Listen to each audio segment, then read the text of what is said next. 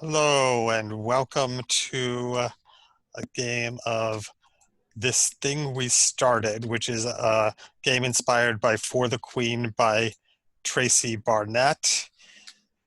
It is about a group of creators who whose creation escapes, and they are pursuing it. They will either destroy it or it will destroy them. And if everybody will take a look at well, actually, if everyone in character keeper order introduce themselves, starting with me.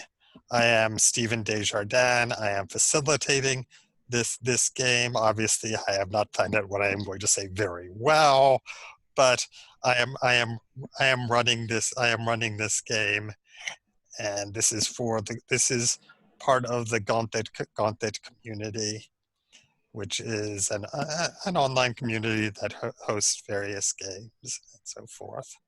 So going around, next player is David. Would you introduce yourself? Hi. And my pronouns are he, him. Hi, folks. My name is David, he, him pronouns. This is my second time playing a For the Queen style game, so I'm looking forward to seeing what happens.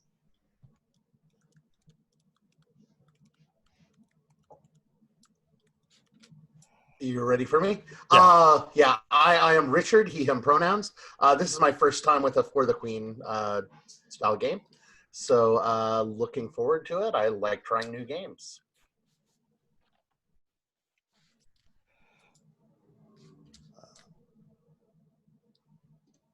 Pearl?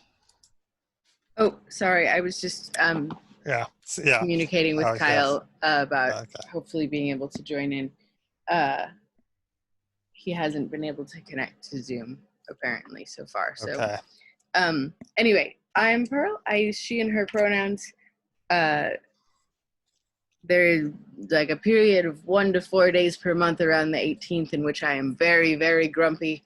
And I play games to stop myself from being grumpy, and I'm very lucky that this game is today because everybody who is in it is lovely, and it may make my heart grow 3 sizes, and then I will not be grumpy anymore.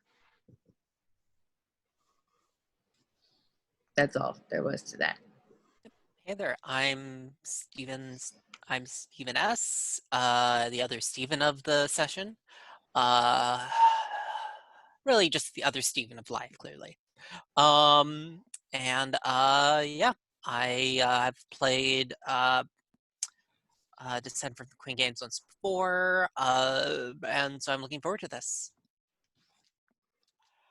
All right. And if you'll look at the Players tab on the Character Keeper, I'm going to display the cards for people to read, starting with me. So, welcome to This Thing We Started. It's a game by Tracy Barnett, available on itch.io. And like For the Queen, the game which This Thing We Started is based on, the rules to this game are printed on playing cards, which the players take turns reading aloud. And I have adapted the instructions in these cards slightly for online play. Step 1 is to take turns reading these instruction cards out loud.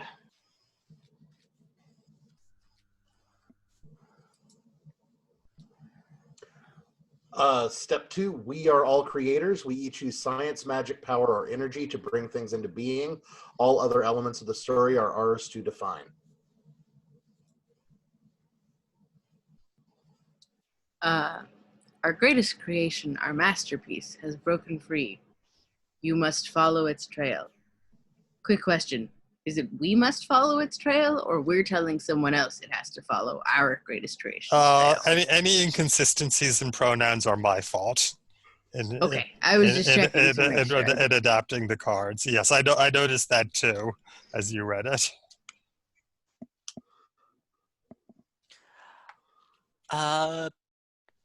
I and my companions are on the trail of our creation. We will destroy it, or it will destroy us.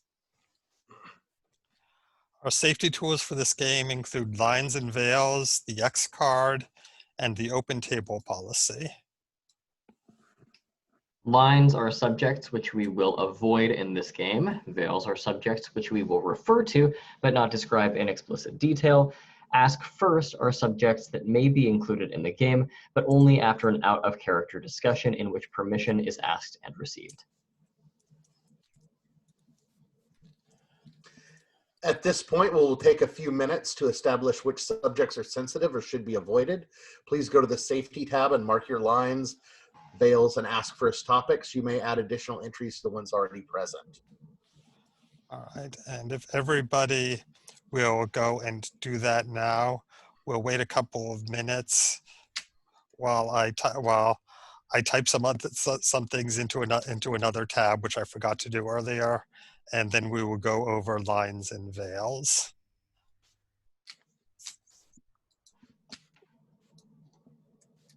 I know we're on camera. I don't mind saying this on camera.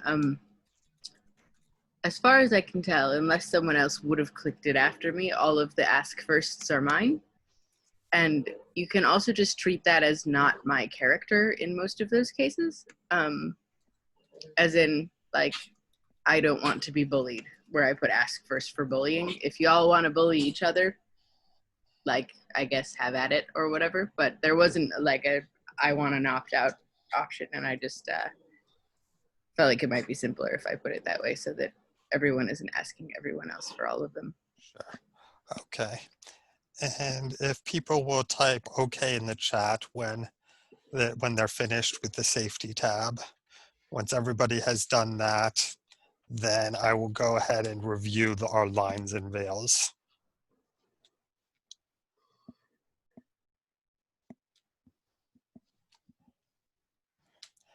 All right. We have lines on parental suffering, death, torture, extended isolation and the effects thereof, virus pandemic, medical malpractice or neglect, paralysis or coma of a character important to PCs. We have veils on eye injuries, graphic gore, harm to animals, harm to children, sexual assault, strokes and heart attacks, and ask first on bullying, slavery, starvation, gaslighting, or one PC disliked by all others. So now we will continue reading the rule cards. Was it my turn? I can't remember. Yes. Okay. Right. In addition to lines, veils, and ask first, we will be using the X card in this game. X! It's a really big X, for those of you who can't see. When playing in person, we should have a physical card present with a large X on it. Since we are playing online, we will invoke the X card by saying X card, by typing X card in the chat window, or by crossing our arms in the shape of an X.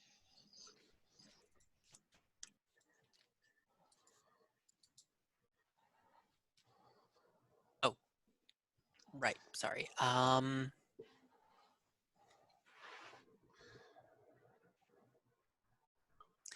When the X card is invoked, the player invoking will describe what content is being X carded, and we will remove that content from the game. The X card may be used for any reason, and it is not necessary to explain why you are invoking the X card. The open table policy means that any player, including the facilitator, may quit the game at any point for any reason. In this thing we started, it is particularly easy to continue after a player drops out, but even if a player leaving would disrupt the game, they have the right to do so. A player's comfort is always more important than any game. After we have finished reading the rules, we will proceed to the play phase. During play, we will take turns reading question cards out loud and then answering them. Interpret these questions and answer them however you wish.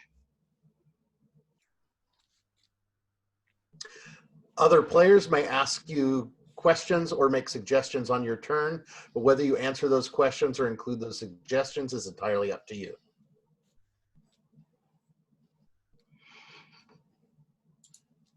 Where did it go? I thought I had it on the show. Oh, there we are. If you encounter a card or an answer that you don't want to be included in the game, simply invoke the X card. That card or content is removed from the game. Yep. If you draw a question that is X-carded, the facilitator will deal another card. You may X-card your own question.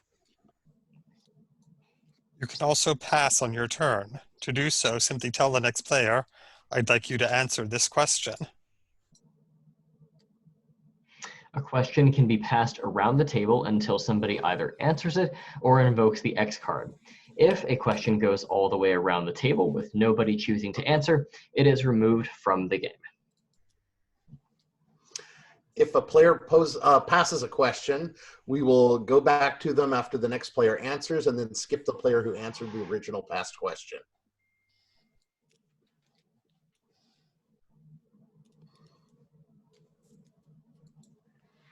Pearl? Stupid mute button. How dare it. We will continue answering questions until the "You have found your creation" card is drawn. Each player will answer that question in turn, then the game is over. Whoever wants to can volunteer to answer the first question. Do we have any volunteers? Sure, I can go ahead. Okay. So, just a second. Okay, and if you are on the player tab, it will display the question for you in just a second. So at this point, we've gotten rules done and we're going, I guess. Yep, we are now about to start the game. For the record, I don't know if the "You have found your creation" was supposed to be ominous. That was not noted in the text. So take it with a grain of salt. It could very well be ominous, but this is something we will play to find out. You sacrificed much to make your creation. What do you regret giving up?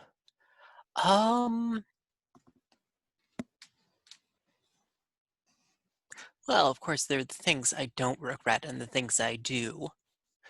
What I do regret giving up is,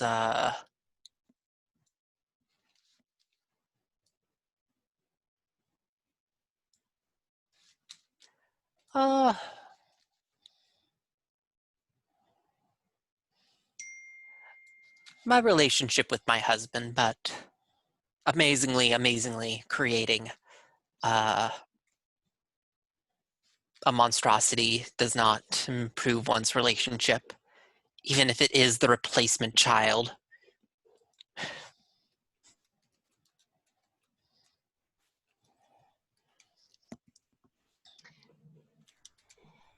So at this point, do we go into open-ended questions? Yes, you can ask follow-up questions. And you are encouraged to ask follow-up questions. And I was just slightly distracted because I discovered a mistake I had made in the character keeper and I was fixing it. I do have a follow-up question. I mean, all kids can be little monsters sometimes, but when you say you were replacing your original, as it were, was that also a monstrosity? Or did this one just turn out not quite the way it was anticipated? Or did I misunderstand? No,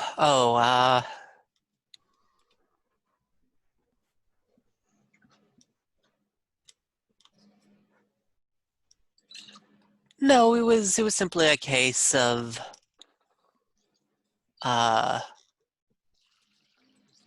well, let's say fertility issues and mutual resentment. Our marriage was not in a good place when I decided to begin on this work with you all. I understand. My species eats all of its children until a certain point in our life cycle, because otherwise they just turn out to be too much bother. So, much sympathy. Was your spouse aware of the nature of your work with the creation?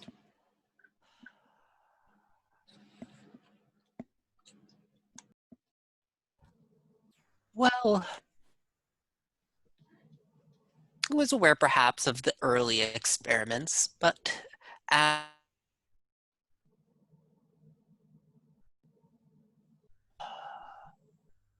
judgmental about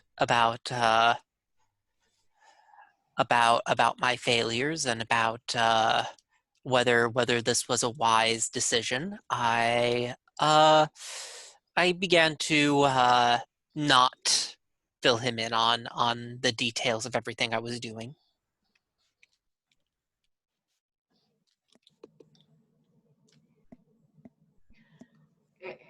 And Pearl might have sort of addressed this already, but just so I can understand it in my mind, did you know that the child would come out like this whenever you got into this, or was like, did you know what you were getting into?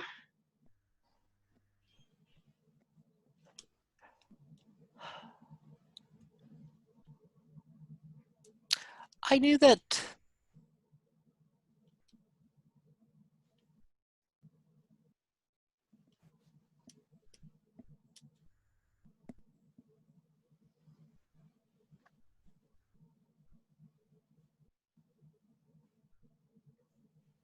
I knew that there were problems. I mean, I myself am a first child after all. And well, in the end, a parent will always love their later children more just because they will be better at it than the first. In the end, this one was the first child. I'm sure I'll do a better job the second one. So you're planning on creating more after this? Oh, certainly.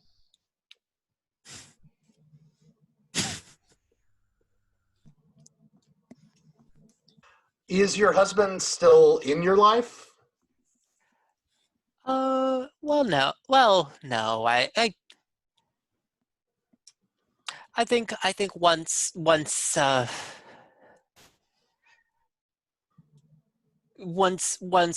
creature escaped, I think words were said, and I think both of us are better off without the other.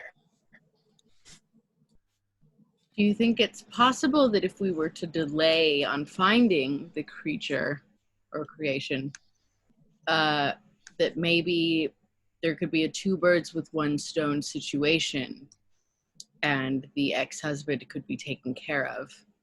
Well, I don't want to kill him. I mean, these things are a little bit more fast and loose in my species. I don't know how.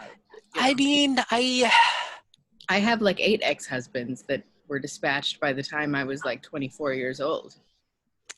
It's not a big deal. I have no strong feelings on wishing to dispatch this ex-husband or whatever future ex-husbands there may be. I there it, it's I am willing to let go at this point. Our relationship, the relationship I once had with him.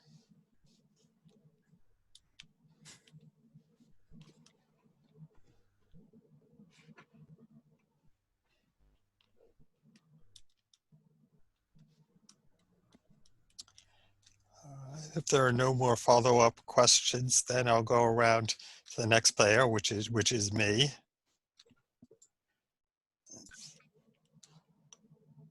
My creation built something in the lab. Why didn't I destroy what it built? Well, first of all, it's the entire point of the experiment was to advance our knowledge of science, to make new discoveries. And when the creation created a substance unlike anything I had seen before, I knew it could be dangerous, but that's what I mean. That is how science advances. And I mean, in retrospect, in retrospect, having a highly complex organic molecule, which, as it turns out, was capable of eroding stone walls and eating through cement. I mean, I accept responsibility for the creation's escape.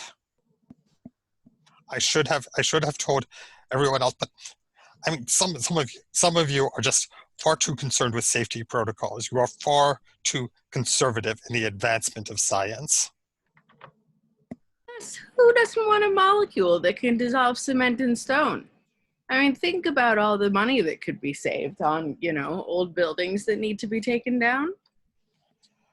I mean, I think the long picture is being lost. I mean, to be fair, I did not know that the molecule would dissolve cement and stone. But if I had destroyed it when the creature first excreted this substance, we would never have made that discovery. So the creature or the creation didn't do this deliberately. It naturally excreted it? Well, I mean, it might have done this deliberately. I think the only way we could tell whether it was deliberate or not would be to interrogate the creation. I mean, was it generally your job to clean up after the creation? Was that a role I you were assigned? I wouldn't say. I am not assigned janitorial duties. I am your intellectual equal, and I expect you to remember that. Why are you being so self-conscious about this? Are you a bit jealous of the creature? I'm not jealous of the creature, but look, just because I don't have a degree, some of you have been very condescending. But I don't think it's been me. I don't know why you're taking it out on me here. I was just the one who was saying I thought the secretion was a good idea. So I was going to say that if you were in charge of taking care of excretions, as it were, that you made a good judgment call. But if I've you always want to been be respectful of your little hobby. I mean,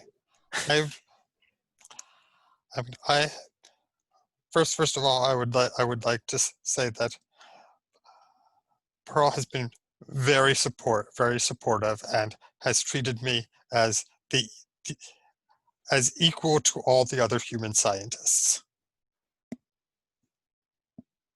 Is this an accidental byproduct of the creation? Is this what we wanted from it, or is this an unexpected? Well, it certainly wasn't designed to do that. I mean, we would not have designed a creation with the ability to escape from its cell. Or, I mean, if we had designed this capability into the creation, we would have placed it in a cell which was not susceptible to being dissolved in that manner. Well, what I mean is, did we intend for the things that excreted to be what we were interested in, or is that just kind of a happy accident? Oh, we definitely did not realize that it had the capability to synthesize novel organic compounds. I mean, this is an entirely new life form. We had no idea what to expect. Did this molecule that it creates, did it use that to escape? Is that how it happened? Yes. Haven't you been reading the briefings? That is exactly what happened. It's just you send out so many of them. That's because documentation is the cornerstone of science.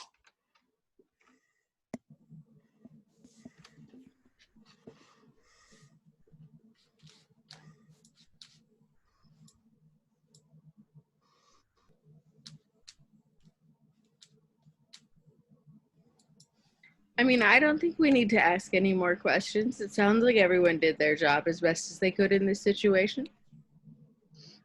And we got a cool molecule out of it. Yeah, it's simply that some of us best was not enough. Well, I think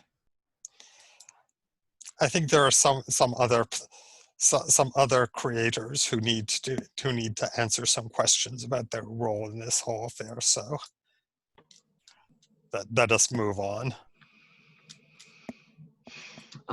Your creation hates one thing more than anything else. What does it hate?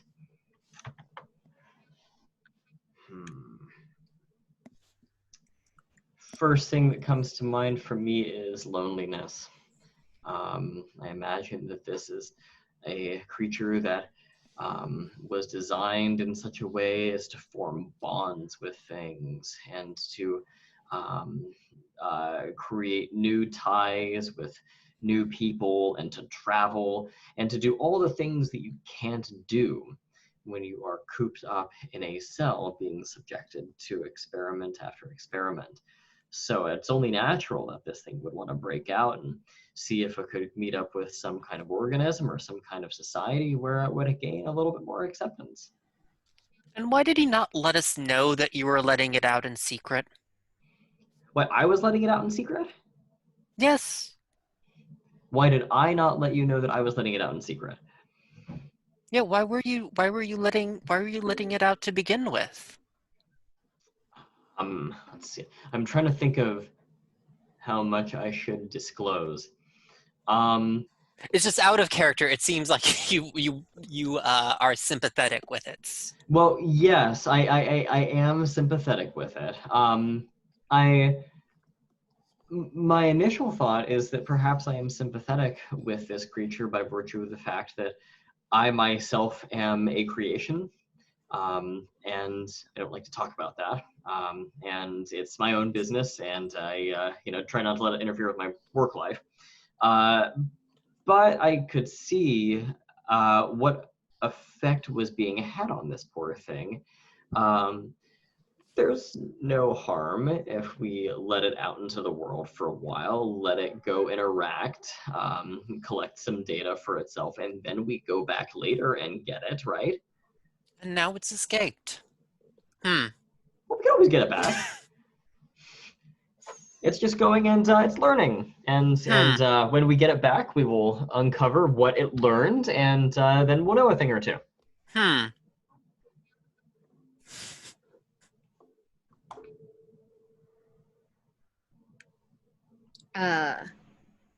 I agree. I don't think anything should be cooped up indefinitely. It's enough to make any species go mad. So, yet again, I think everyone did their best, and it's fine. Right? I mean, now we have a new job. I didn't know what job I was going to get after we were done making the thing. I was looking at going back to my home world and into that childbearing stage, and God forbid. So, now that I have the job of catching it, it's actually done me a favor. So, thank you, David. Yep.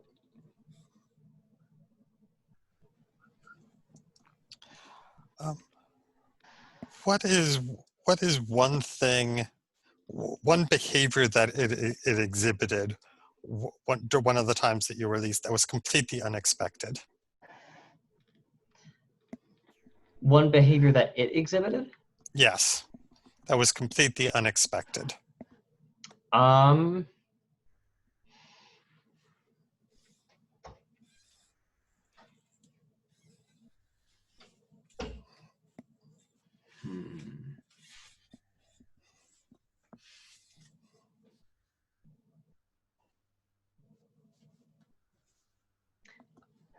It has the ability to interface directly with people's emotions, with their feelings. I mean, I guess that some of the sympathy that I experienced toward it was, the byproduct of my own past. But I mean, you have to understand this thing has the ability to implant emotions in people and in things and into organic matter. It wasn't completely my fault that I experienced sympathy toward it. It was probably part of its own plan to get it to escape.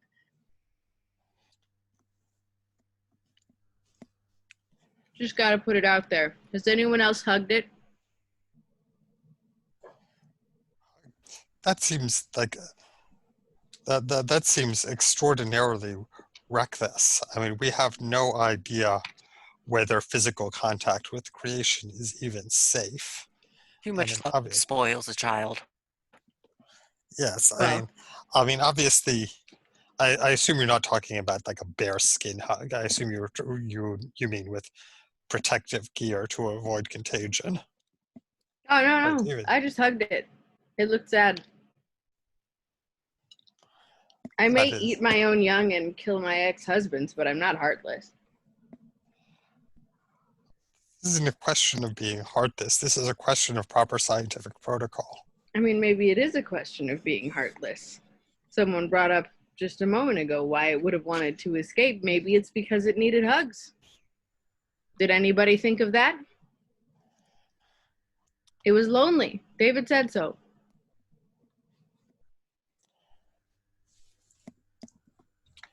Well, I mean, I suppose we could design experiments to test that hypothesis, but Or you could just hug it. We always analyze each other, you know. Sometimes people just need a hug. Sometimes, I say people, you know, relatively loosely since we're not all the same species and the creature obviously is not the same species as I am. I'm not going to speak for anyone else on the team. If anybody else happens to be a created being, that's fine too, and maybe they need a hug. As long as I don't have to raise them or stay married to them, you know, I'm happy to try to provide for the emotional needs of living beings.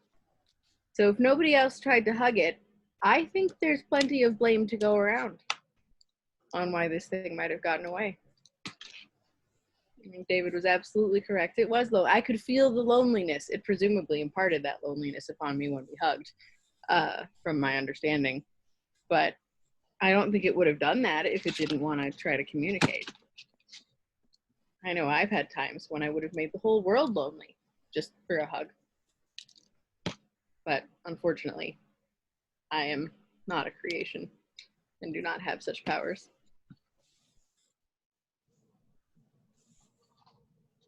Pablo, you can't walk on the keyboard, my love.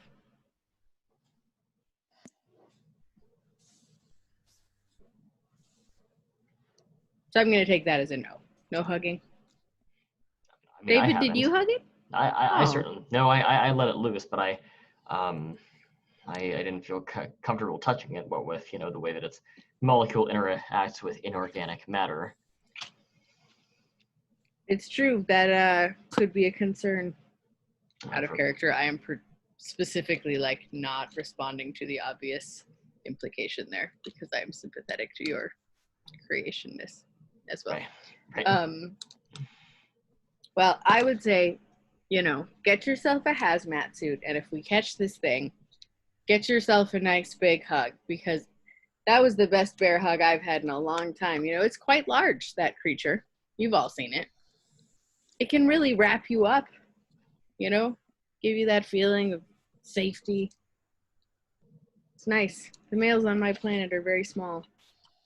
It's disappointing in many capacities.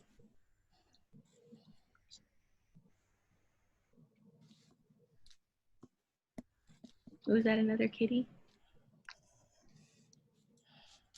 all right. Well, let's Yes. let's move on to Richard. But I want to bring up a point that came up in chat, which is that there is a line on extended isolation. We just need to make sure that we don't cross that line with the creature. It's like cannot have been isolated to the point of causing trauma. It got out very quickly. It got out very quickly. Yeah, and also David was on also it. a David reminder. David let it out way too often. Right, and a reminder that no medical malpractice and neglect of the creature, no torture of the creature. So moving on to the next question.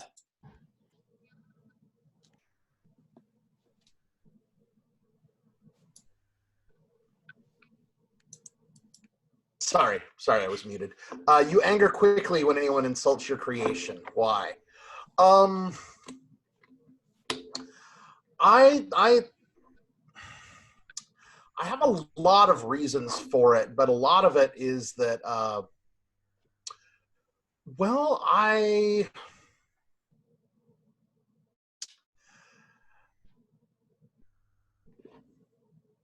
this creature is in some senses,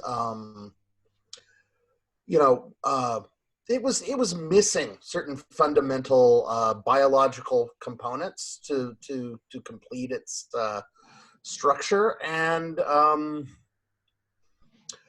I was working alone when I came to this realization, and I couldn't wait for other people to, you know, I had to sidestep the usual debate, and so I used what was to hand, and so this creature incorporates my own biological material. That is both So noble and creepy. yeah, so it is me in some sense. In what senses exactly? What material did you donate? DNA.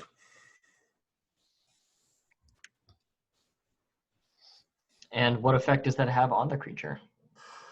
Well, my hope was that it would make it imprint on humanity.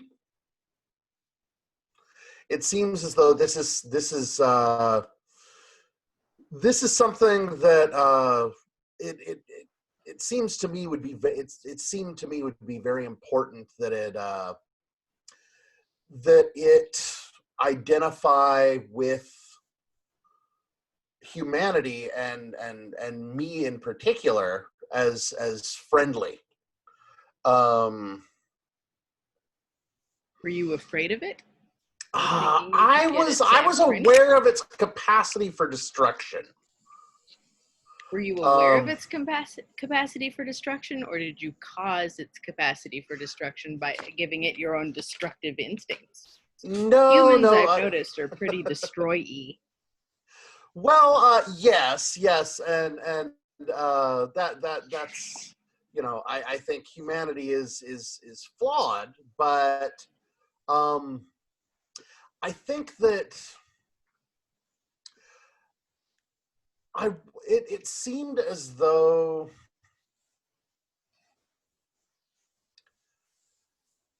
if it was going to be destructive, it was my thought that, well, on one level, it wouldn't, if it was of me, it wouldn't destroy me. And,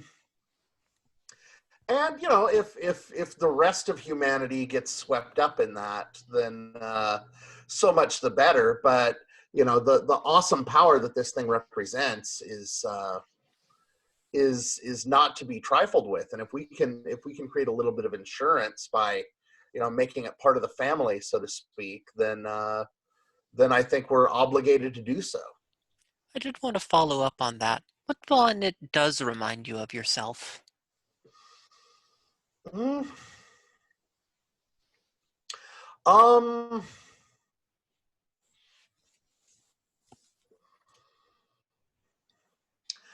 I think that its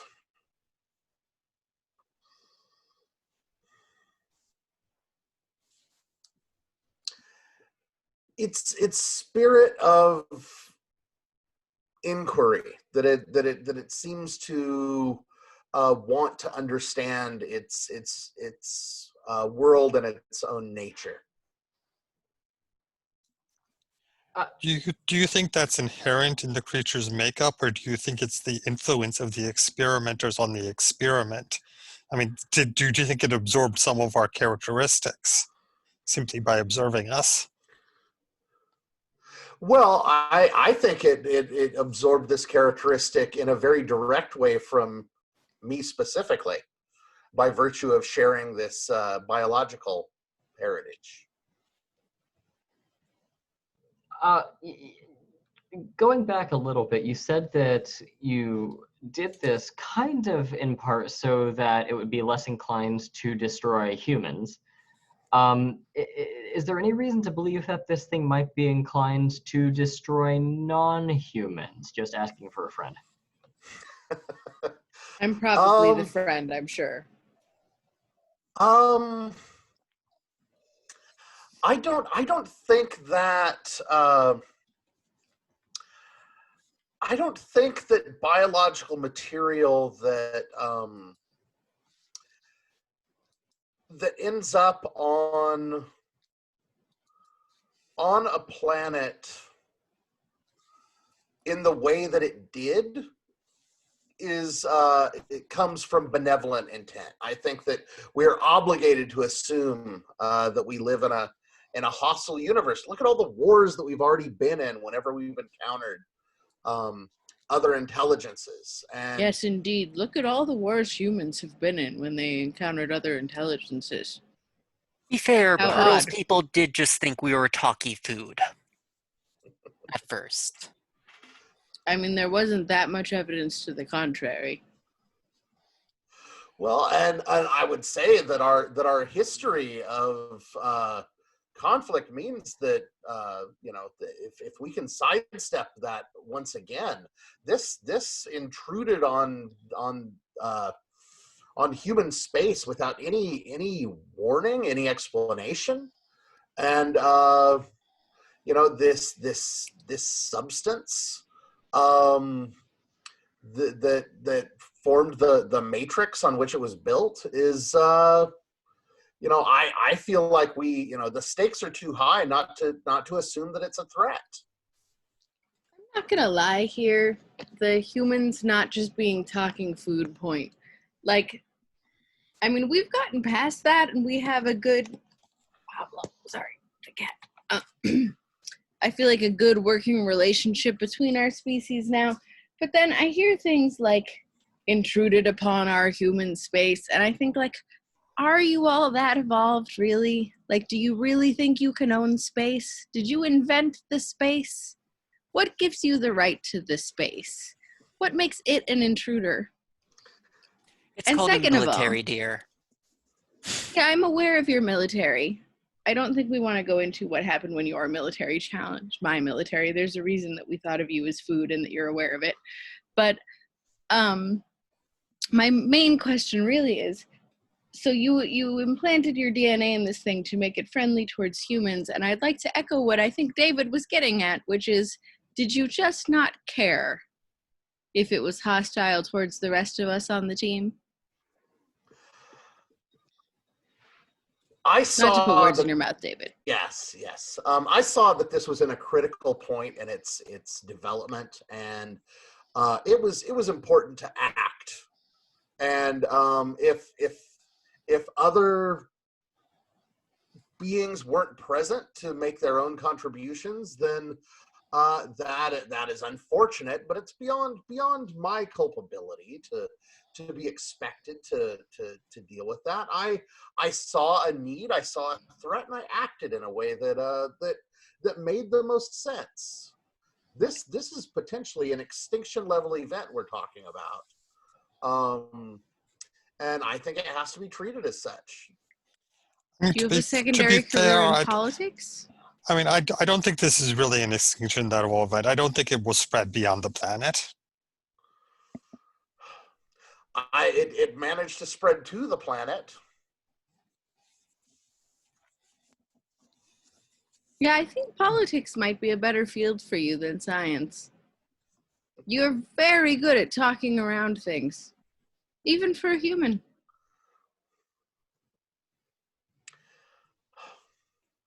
My people just eat things or don't. You know?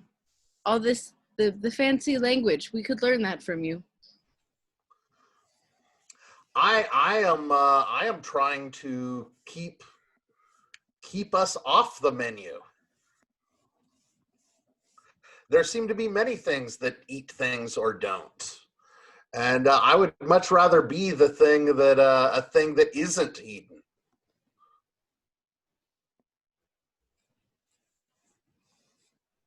Everybody's eating time comes someday. I'm going to be eaten one day. You'll be eaten one day. Maybe not that long from now. Not that I'm implying anything. Just happens. You'll pardon me if I do what I can to defer that day as long as possible. Humans have weird priorities.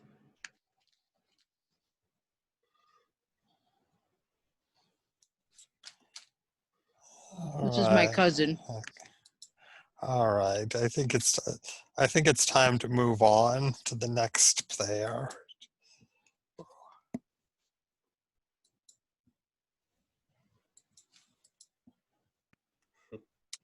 Creation does something I love that everyone else hates.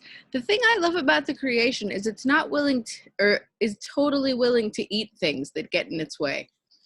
Everyone else seems to think of that as some sort of character flaw. And I feel like that's a really straightforward way of handling your problems. If it came down to it and the creature ate me, that would be unfortunate, but I could think of worse ways to go. I'd rather be eaten by the creature that could do it all in one gulp, really, kind of get it over with, than like a bunch of, ants. One of my least favorite things about Earth. Ants. So many of them, so small, yet so destructive. What? But anyway, I think it takes a very straightforward approach, and maybe it did, without any biological input, maybe it did take something from some of its creators. Everyone else seems to really dislike the idea of being eaten. And since I was raised expecting it to happen anyway, I just, I appreciate when something is straightforward about its intentions. I feel like you're not being sufficiently sympathetic to our dead colleague. What dead colleague? Some Oh, of us liked him. I mean, he did contribute in several key respects to the early development of the project. And in that way, he lives on. This is how my people see it. I have taken on and try to embody qualities of all of my ex-husbands and my children. And they live on through me. And whoever eats me, they will live on through them. It's the way of my people. So in some ways, did he ever really leave us? I have a little bit. Go ahead. I would just say I'm a little bit confused. What's the function of this thing eating things that it encounters? Is it just simply to acquire calories and nutrients? Is it a way to absorb genetic material? I'm trying to figure out the function of this behavior. I mean, I think in my culture, there are many reasons to eat things, and I assume it's the same with the creature. Since it doesn't have a culture per se, since we invented it, we can't really know all of its rationales. I think in the case of, what was his name? Charles, was it? Charles kept poking it and laughing. And I believe her name was Nancy, but go on. Sorry, Nancy, Charles, they're very similar in my dialect. Nancy kept poking it and laughing. I don't think any of us would like that. Nobody likes that. So I think it really was just protecting its own interests. Not to be accusatory or anything, but did it have this eating behavior as an ingrained instinct, or could it possibly have learned it from you? Well, I never ate anyone in front of it, so I don't think it would have learned it from me unless it was through, some sort of telekinetic connection, in which case that also wasn't something that I gave it, although I would, say bravo for manifesting such a talent. Didn't you take a bite at Nancy that one time, though? No, she was very fussy about being eaten. Not that you did eat her, just that you may have threatened it that one time, if I recall. Well, she kept poking the creature. I didn't think it was very nice, but But the proper way to dispute scientific protocol is not through eating your colleague, or I threatening didn't to eat eat your, her. or The threatening to creature eat your ate her. colleague. I, I mean, but I think this is a very, do I need to bring this up with HR? This is a cultural difference between our peoples, and I don't really appreciate having it insinuated the way my people have handled any and all conflicts and changes in phases of life at certain times, and occasionally just being hungry. Yes, Stephen, try to be more respectful. Thank you, other Stephen. You know, I just feel like I don't critique all of the weird things you humans eat. I mean, quinoa, there are like no letters in that word that even resemble the way it sounds. Who knows what's in the actual food, and yet you all eat it. You don't see me going around marking people's lunch with, you know, derogatory comments.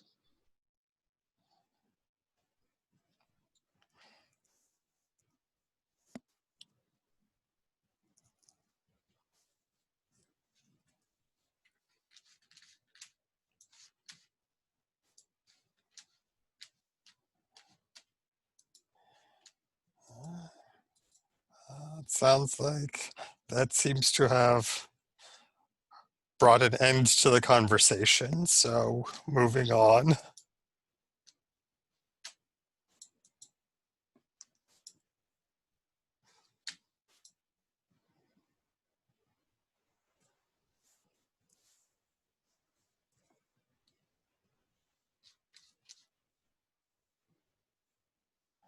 Stephen S.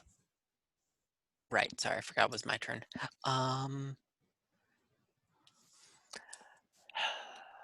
The creation has seen you cry. How did it react? How did its reaction make you feel?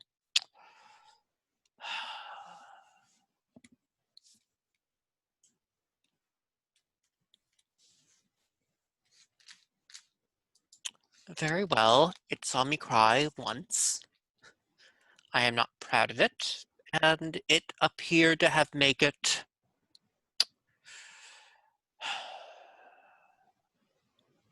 it appeared to make it cry as well. I am frankly a bit ashamed that the entire situation happened. I don't like to encourage weakness in it. Crying isn't weakness. It's okay that you cried. Would you like a hug? I won't eat you at all. You may hug others, Stephen, if you wish. I am fine, however.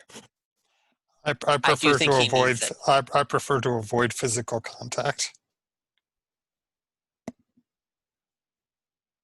I still think it's not so bad that you What cried. made you cry?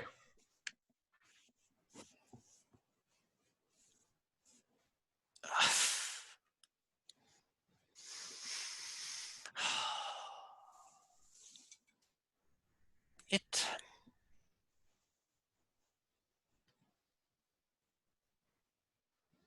reached out, managed to call for me by name. It was, I admit, touching, but do we really need to dwell on this? Well, given that the creation seems to react strongly to a researcher's emotional states, and in fact even influence researchers' emotional states, I do think this is relevant. Exactly what were you feeling when the creature saw you cry? What triggered this reaction?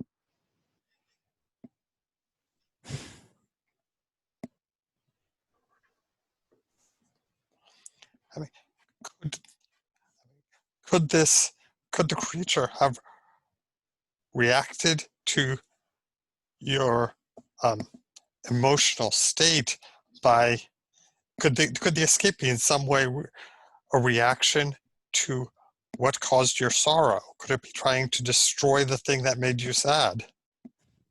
Well, that would be very convenient for you, wouldn't it, Stephen? But no, it was certainly not the fact that you let it keep a cemented destroying chemical in its cell. It was my emotional state.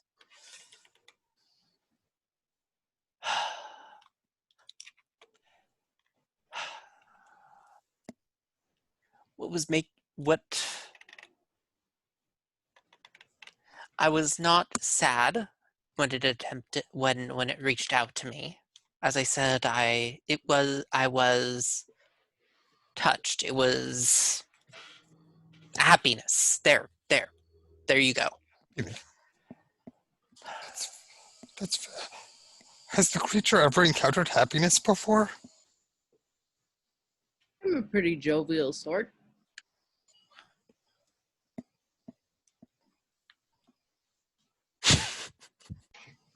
As, well, I have a question if there aren't any others that you're still working on.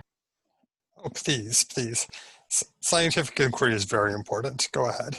Well, I mean, Stephen asks, like, I'm listening to you discuss the interaction that you had with the creature, and despite the fact that you view this as a child of yours, you seem rather, if you'll forgive my observation, you seem rather emotionally distant from it. And it was my understanding that the humans were typically fairly attached to their children. I mean, is this Well, I'm simply different? treating it the same way my parents treated me.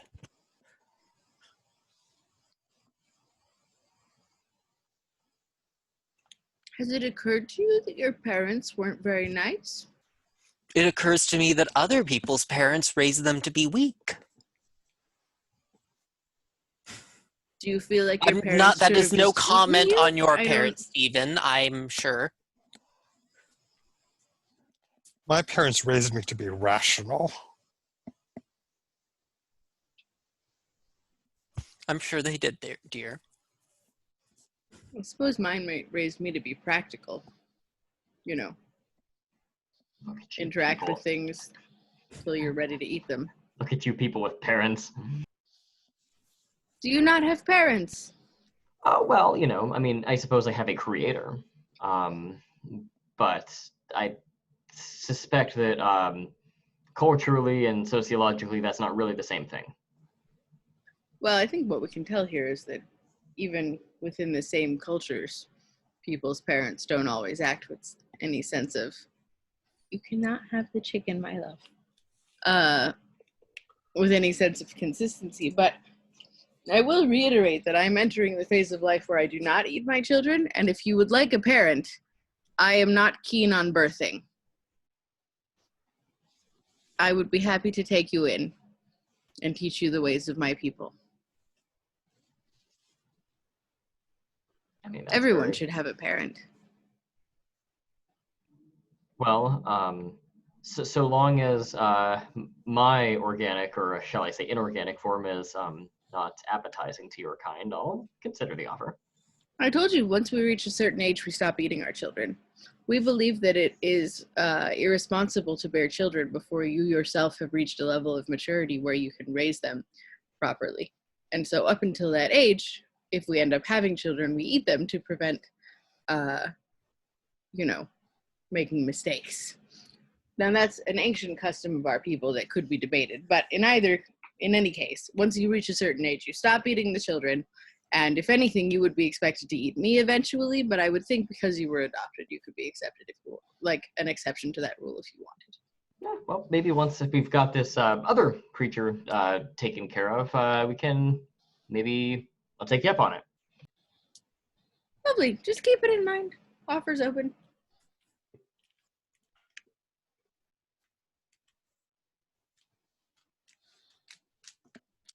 Do you have parents, Richard? Yes. I don't think they're especially relevant here. I think I am. I represent their legacy, and I feel like I have fulfilled that legacy and the duty that I owe to the beings that made me, as I expect any being that I make to owe me the duty of respect and honor.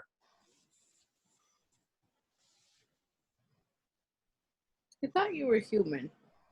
I You not am.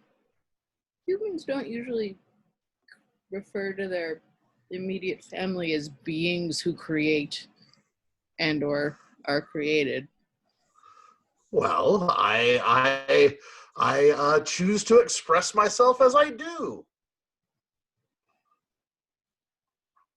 You are a very weird mix of like focused on humanity to a degree that I find worrisome and very weird at the same time. Well, I mean, it's natural for humans to focus on humanity. It's being humans ourselves. We find humans very interesting. I have noted this.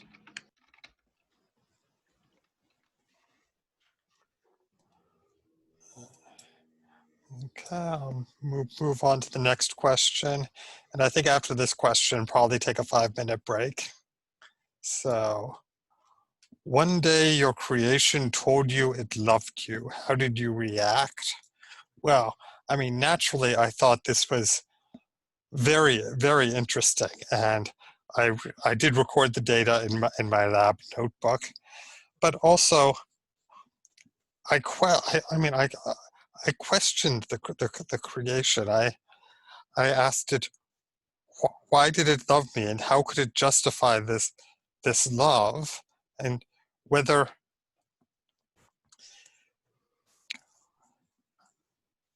I mean, did it expect love from me in return?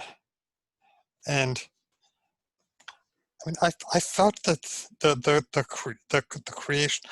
I'm not sure it really understood the concept of love. To be frank, I mean, it seemed confused by my reaction. Maybe because your reaction was cold and scientific rather than to give it a hug and tell you loved it back. Yes, do you think perhaps it was just you who doesn't understand the idea of love? Well, it's true that I understand love primarily in an academic sense. I understand it as an evolutionary adaptation, and as such, it is very important to understand why and how the creation loves. I mean, is it capable of forming an adaptive society with others of its own kind? I mean, that's not behavior we intended for it, but Sometimes you have to let the things you create grow on their own, develop their own characteristics. naturally. But I mean, another consideration is that it's important for an experimenter not to unduly influence the experiment. I'm And concerned that you didn't let us know any of this. it was, I mean, it was in the notebook. But Was yes, it? Sorry, I never read any yes, of your notes. yes. But I admit that I did not bring the subject up because I was worried that you would question my objectivity. Well, I thought, no, go ahead. I, You were about I, to question my objectivity, weren't you? Well, I mean, I'm actually questioning not your objectivity, but rather the creature's sincerity. I mean, we've already established that this thing is capable of implanting emotions, including sympathy and something resembling love. And I just wonder if you think that might have been the case, or if you think that this creature was more genuine.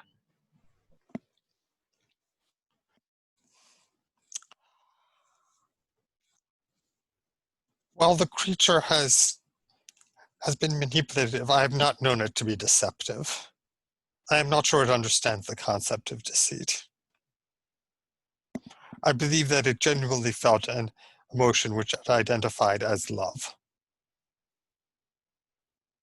And why do you think it wanted to tell you that? I assume it's the natural motivation in order to better understand the world, to seek out information from one who is more experienced in that phenomenon than itself. So it was more sort of this intellectually minded curiosity more than a genuine effort to form an attachment with you? Or is that just you projecting?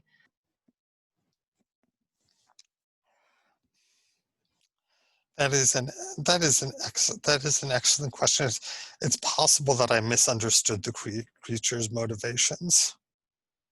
I confess. I should have consulted I should have brought my colleagues in and had them observe our interaction. As one of the involved parties, I cannot be considered an impartial observer, and it was a failure of protocol for me not to consult the rest of the. But why did you delete the video feed?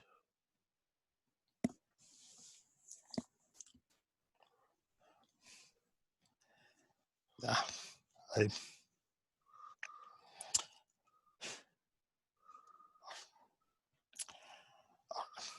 all right. It was embarrassing. I did hug the creature, but only in a spirit of scientific inquiry. And I realized later that it was a mistake. I had compromised my objectivity by by telling the creature that I loved it. That was an inexcusable breach of scientific protocol. And you address a breach of scientific protocol by making another breach of scientific protocol?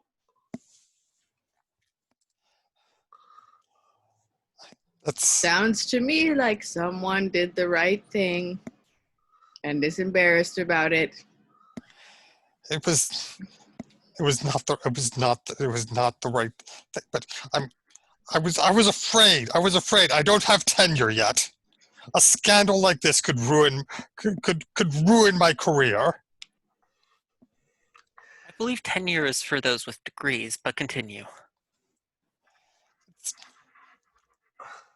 That is not true. There is nothing in the regulations of the university which would prevent me from receiving tenure. Nothing. You do not need a degree. You need just tradition, but continue. My scientific contributions justify tenure.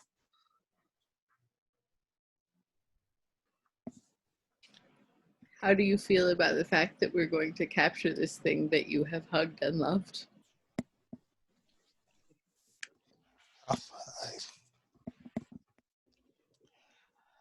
I think there is still a great deal to be gained from observation of this experiment. I think recapturing the creature is the best thing to do scientifically.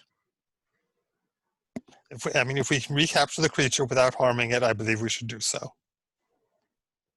I could maybe adopt it too. We're less speciesist where I come from. And we don't have a lot of concrete. Maybe we should change the goals of our team.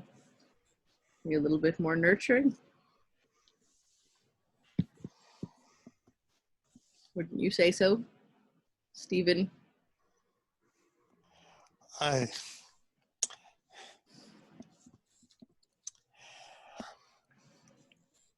would prefer to stick to the pre-established protocol, but I recognize that we are entering uncharted territory.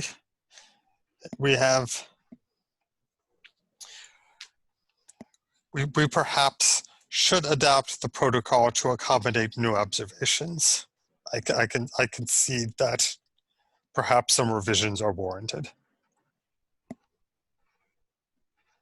I have to say out of character because it just made me giggle tremendously that at some point during that conversation, the Siri on my Apple Watch got set off and called up an article, the summary of which was like that it has been proven by science that human beings need actual physical touch and that a real hug does more than any virtual thing could do or something like that. And I did not think to screen share it before the watch face turned itself off and it disappeared. I tried very hard to find it again, but it was like my watch became the creation to confirm everything we were talking about. It made me really happy. So I wanted to share that. My Apple Watch thinks you made the right choice, Stephen. Humans need hugs. All right. How about we take a break now and come back at 5 minutes past the hour? 5 past. All right. Stopping the recording now. All right. Starting the recording again and moving on to the next question, which goes to David. All right. Your creation loves a particular song. Why does it love that song so much?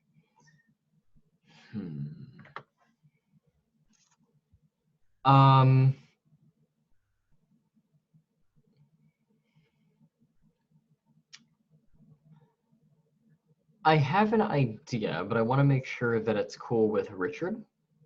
Because it involves your character. I was thinking that perhaps by virtue of the fact that you have infused this creature with your DNA in some way, perhaps its favorite song is one that is personally relevant to you in some way. One that is maybe like a lullaby that you heard when you were a young child, or maybe it's your favorite dancey tune that is the most exciting and emotionally stimulating to you. I don't know, but that's the first thing that popped into my head.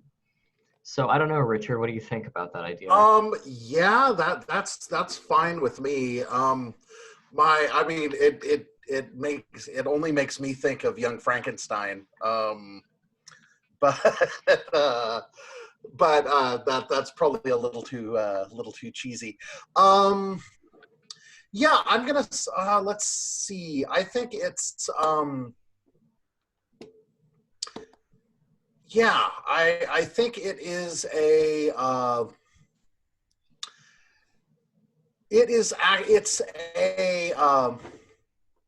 it's a song that I was humming absent-mindedly while working in its early development that it had a response to.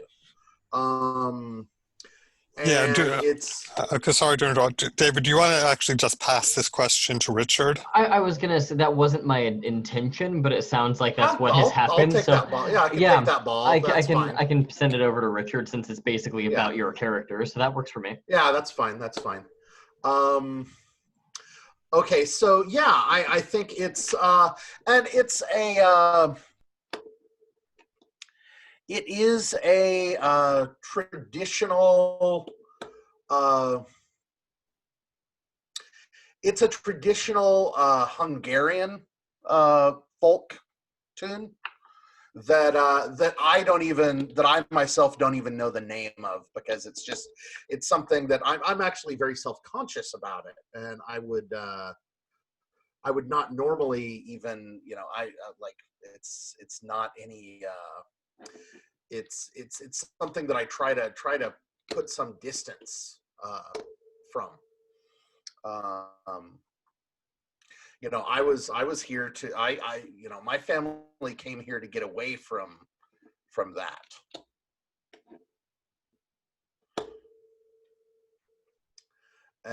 But yeah, I think it's this evocative thing that I remember, but I tend to repress.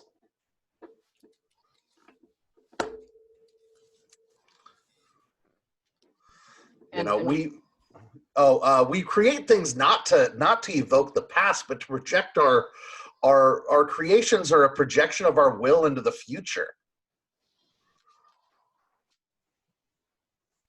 Apologies if you answered the question and I missed it, but is there something about that song in particular that the creation especially likes? It was early in its development before it was communicative, when it started responding to it. But essentially, it was like I was monitoring it in the lab, and it took me a while to realize what it was, because its reactions were just off the charts, and it turned out that it was reacting to this song that I had been absentmindedly humming without realizing it.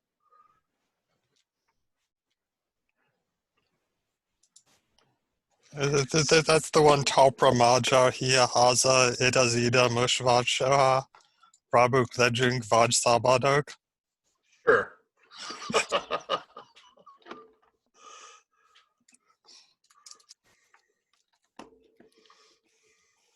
Yeah, Do you feel like that's this famous Hungarian poem, "Shall we be slaves or the men set free?" do you feel like the fact that this creature seems to have a propensity for musicianship, do you think that that humanizes the creature in your eyes at all, or is this just organism responding to stimuli kind of a thing? Well, I ran a lot of tests, and after this, just to try to isolate it, because frankly, I'm uncomfortable with the idea that it would be responding to something so particular. But it's this song, and it doesn't. I tried other music. I tried other vocalizations of mine. I tried all different other things, and it was this specific thing that it responded to.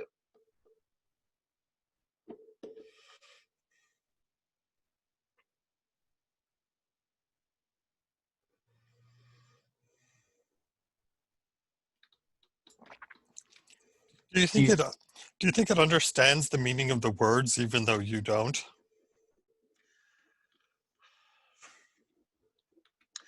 Well,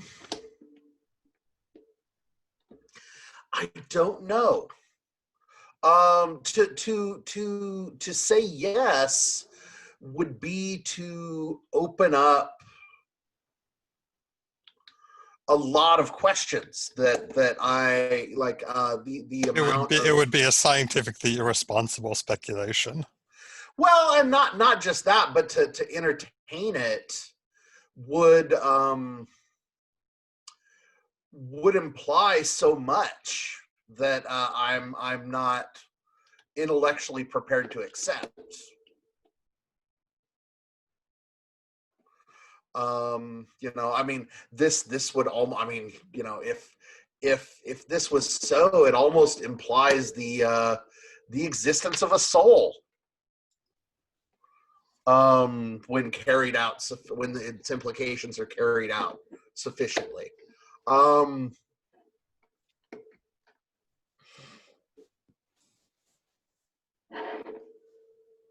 so I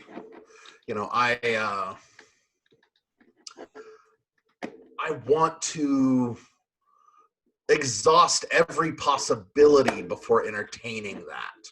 I think a more mundane explanation would I would sleep better at night with a more mundane explanation.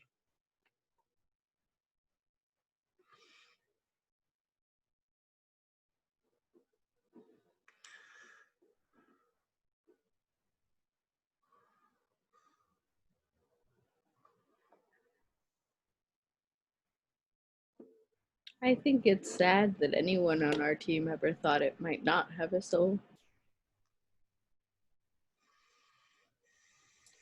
Well, You gave it life. Why would you? I am not this isn't a question of whether it has a soul, it's whether anyone has a soul. Oh, I see. Seems like you would be all the more amenable to eating people if you didn't think they had souls, but No, it means that the stakes are all that much higher if this is all there is. well, yeah, then who cares? Well, I, for one, I mean, part of the I'm reason my people eat each other is so that we may carry their souls forth into the future. And as each person is eaten, all of the souls that they ate and that came before them are carried forth, and in that way, no one in our people ever dies. I'm sure you find that very comforting, but I'm not done being yet. No, you do seem like a very aggressive beer. that much is clear. But why? What interests you about being? What fulfills you? That is for each of us to determine.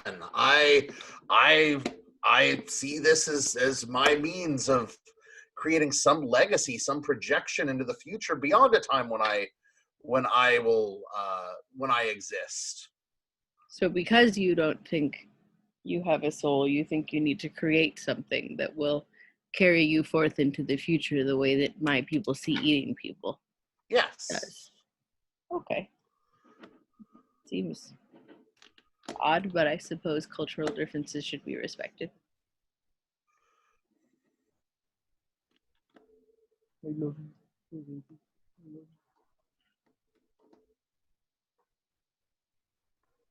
Do the rest of you think that things have souls?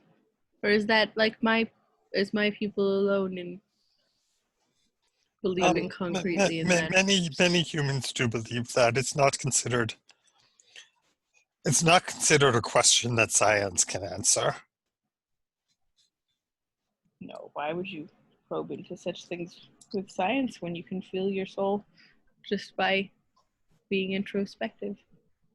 I know my soul is there because I feel it. It's what makes me want to sing. But if we can prove the existence of the soul, that would get me tenure. Humans are amazingly short-sighted. How did you ever advance to the point of even meeting other species?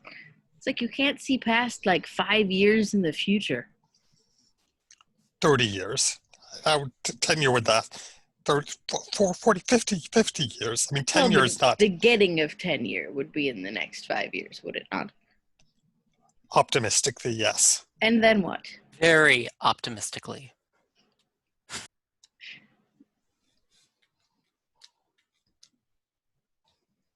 Sorry, go ahead. Oh, no, go ahead.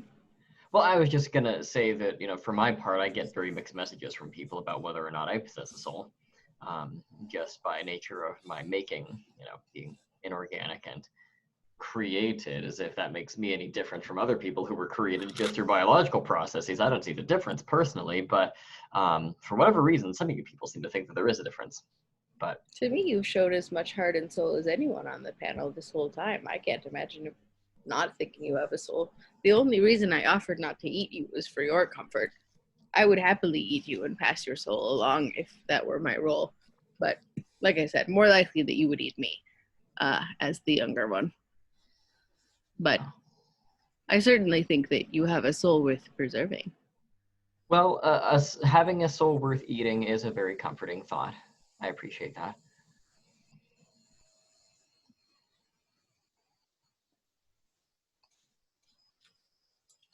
Pablo would eat your soul. He also believes in you. Moving on to Pearl. I heard dread in that. Don't we loop back to David? Oh, that's right. Yes, we loop back to David. Sorry. Thank you for the reminder. I forgot we skipped him. Oh, well, thank you, Richard. It says, sometimes you confided in your creation. What secret did you tell it? I feel like this one almost writes itself. I think that I would have confided in the creation that it and I are not so different. We are both creations of another thing.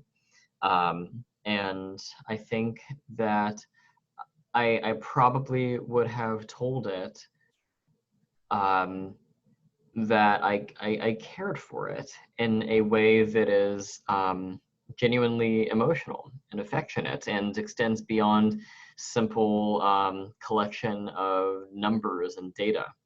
Now, that's not a very scientific thing to do, so that's why I probably kept it a secret. But something about this creature, whether it was just our shared, I guess you could call it birthright, or whether it's the fact that this thing was just sticking emotions into my inorganic brain, that's what I told it. Yeah. And when it asked why you were free and it was not, what did you say? Well, that was the next, I guess, secret is I told it that I escaped from my creator. And, well, now we've got a long and proud tradition of making and escaping, it seems.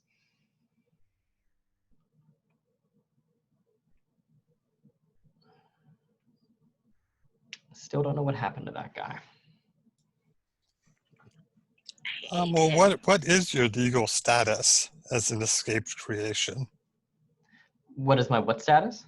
Your legal status? Well, I think that because I am able to work and contribute, I have found some, I guess, attachment to academia. You know, here I am in this pseudo university-ish sort of setting, and I guess they figured, hey, you know, you're not a grad student, but we could still use you. And so you took me on, and as long as I'm able to produce data and write reports and crunch statistics, you know, I guess you keep me around. Oh, just like you, Stephen. Well, except I'm eligible for tenure, and the creations are not.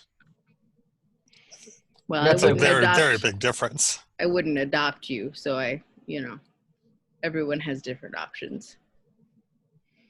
But I don't think your only value here, David, is that you can crunch numbers and things. I think you bring a lot to the team. And I don't think it matters whether your brain is organic or inorganic. And who's to say what legal status any being has to what? Live? Create? Yeah, I mean, I guess as long as I'm able to, you know, contribute and live out whatever my lifespan is, because I don't know, you know, in a way that I find valuable. I guess legal status doesn't really matter to me as long as I can do whatever I want. And I don't know, maybe, I come to think of it, maybe the creation kind of stole that idea from me, and that's part of why I wanted to jump out. I don't know. All beings should be free until their time of the evening. I mean, I do. And I assume the creation does as well. That's why it's gone. I hope it's having a nice time. I like to think it's spending its time doing something other than corporate meetings. That does sound nice. Maybe I should escape. Yeah, no, that's neither here nor there. The university is much more possessive than your owner, than your creator. I wouldn't try it. It's probably true. If looking at all the grad students' dissertation statuses is any indicator.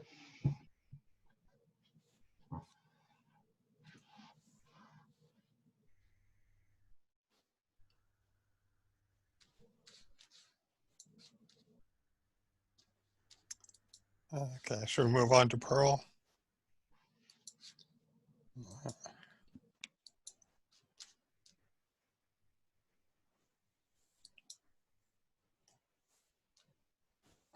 Remember that if you don't like the question, you can always X-card it or pass it. If someone wants to take it, I will pass it. Otherwise, I would X-card it. Or at least the second half of it.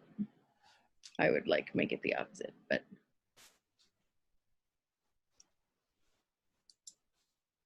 if anyone wants it as is, they can have it. Otherwise. All right, we'll treat it as X-card. For reference, the question was, an accident happened in your lab and your creation injured you. Why have you never forgiven it?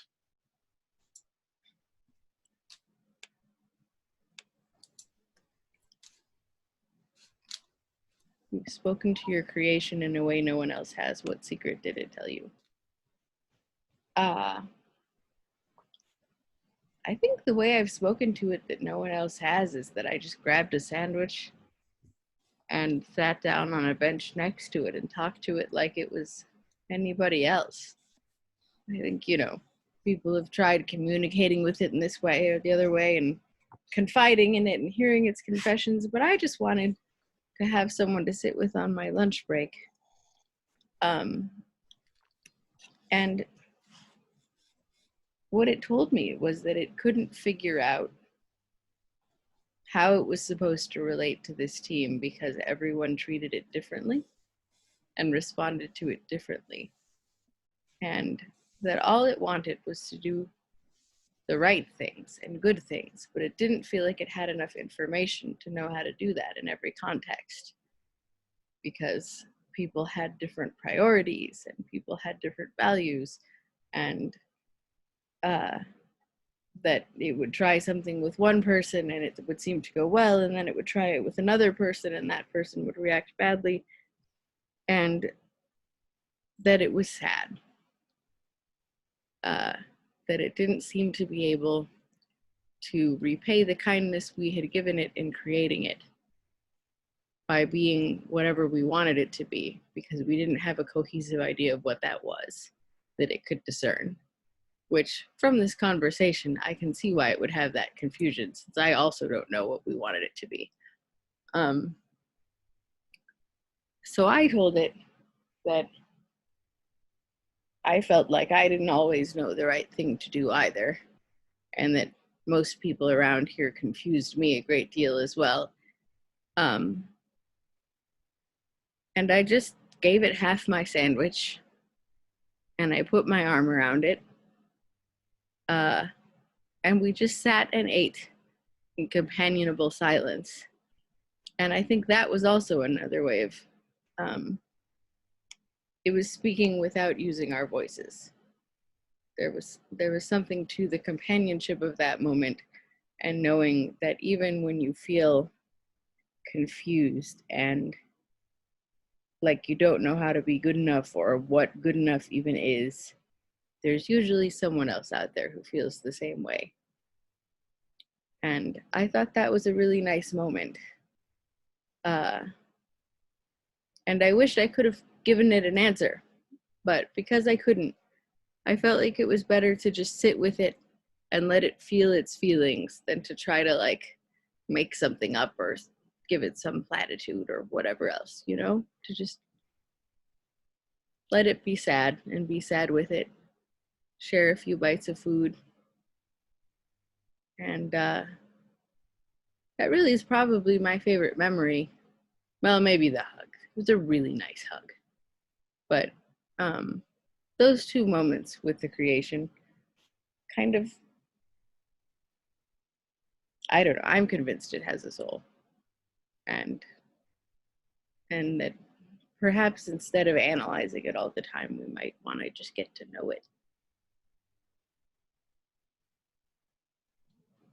So one of the things I'm hearing is that the creature doesn't feel like it has a coherent sense of identity because it's got 5 people that it's surrounded by who all want different things from it.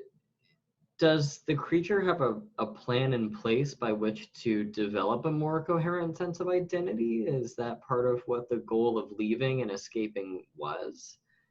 I mean, I don't know. That's the whole thing, is that I didn't have an answer for it, and it didn't know what to do, and that's why we just decided to sit in silence. I think, I mean, how do any of us really figure out how we're gonna become our authentic selves, right? Like, they developed through our life experiences, only it wasn't having any because it was locked in a cell. So I imagine that by escaping, perhaps it was trying to find an identity and sense of purpose, but it was never stated outright.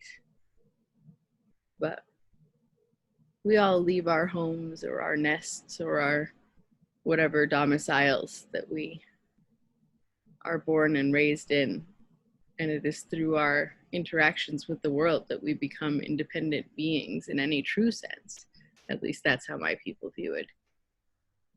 So I have to assume that some instinct, based on that conversation and that very confusion that you're picking up on, that some instinct kicked in and it decided it wanted to know.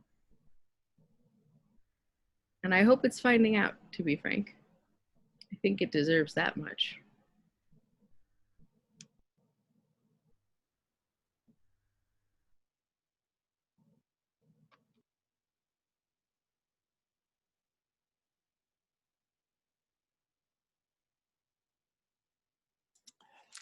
That sounds like time. That sounds like we're ready for the next player. So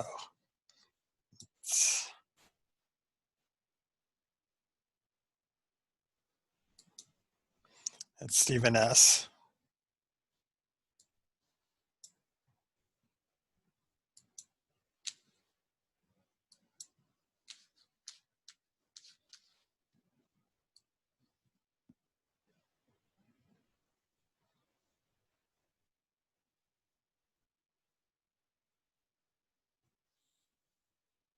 Now, this is a kind of weird.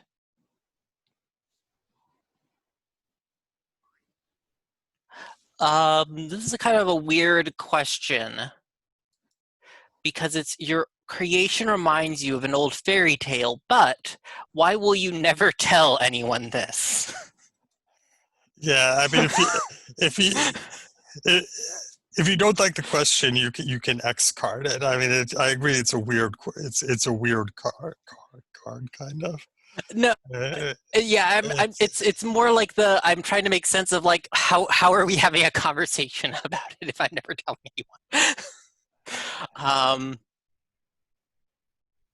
That's kind of just the thing I was thinking of.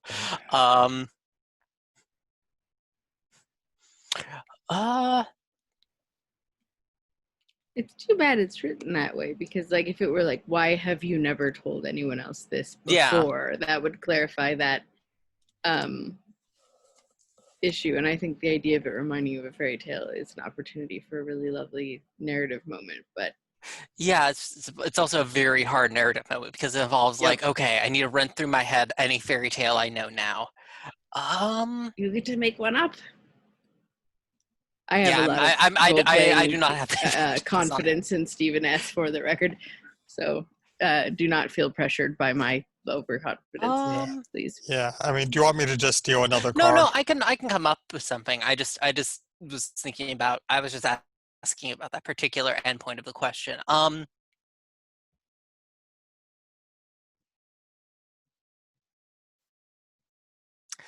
I think the creature reminds me of.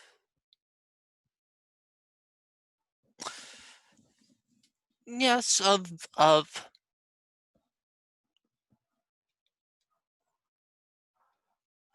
Pinocchio. It's a being that we've all forced a kind of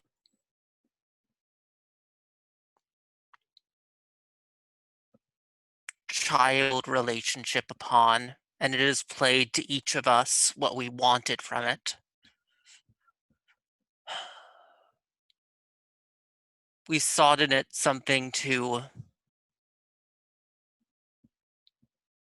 fulfill ourselves, and perhaps that was a kind of violence upon it.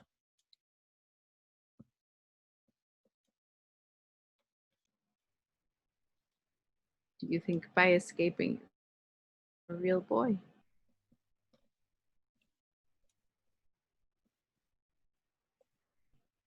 Perhaps. There were far more instances than not where there are far more possibilities than not it will simply be eaten by a whale, but I suppose that's a possibility. If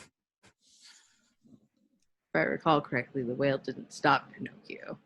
So Well, I mean, being eaten isn't such a bad thing in certain cultures, apparently. exactly. I don't know how it works among the whales, I have to say. I haven't spoken to any.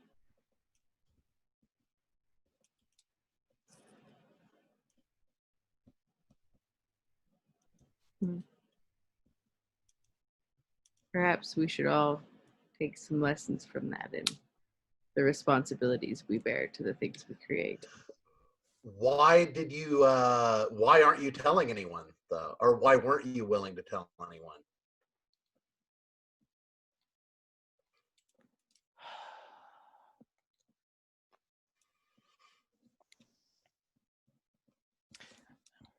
It was a foolish, fanciful thought. It implied I had too much sympathy with the creature.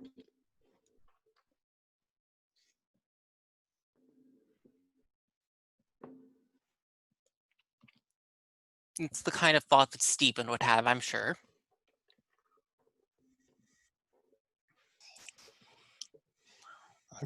There's no need to get snarky.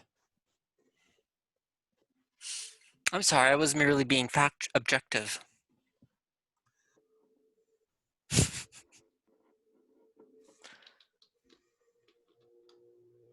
Do humans have like conventions around naming where people of certain personality types end up with the same names?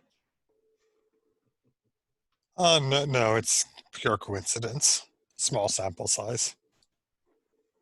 Okay, just checking.